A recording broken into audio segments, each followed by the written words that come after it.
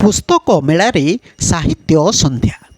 राउरकेला पुस्तक मेलारे साहित्य संध्या कार्यक्रम ओडिया भाषा विकास मंच पक्षर अनुष्ठित हो जाइछि। एही साहित्य संध्यारे संपादक आर्तत्राण महापात्र आवाहकत्व सभापति प्रशांत कुमार पति अध्यक्षतार अवसरप्राप्त प्राध्यापक डॉक्टर अश्विनी कुमार राय भगवती साहित्य आदर्श संपर्क में आलोकपात करी भगवती ओडिया साहित्यर नवसरणी उन्मोचन बोली अभिहित करी तांकर सामग्रिक साहित्य कृति किपरि नवीन जुगर क्रांति को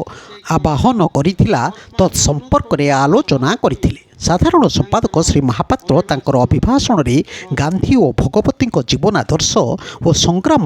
बहुल जीवन संपर्क में आलोचना रखी भारतीय उत्कलीय जनजीवन को तांकर वैज्ञानिक समाजवाद शिक्षा संस्कार राजनैतिक मुक्ति पाई और विश्व मानविकतार मुक्ति पाई किपरि अहोरात्र जीवन को समर्पी देइथिले तत्संपर्क में आलोचना करथिले।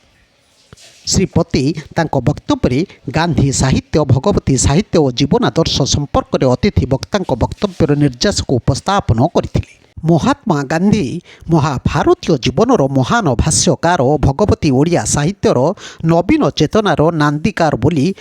अभिहित करी उभय बरण्य बरपुत्रंकर स्मृति तर्पण करथिले। कवि सुशांत कुमार नायक और राउरकेला आकाशवाणी उद्घोषक अशोक कुमार राउत संयोजन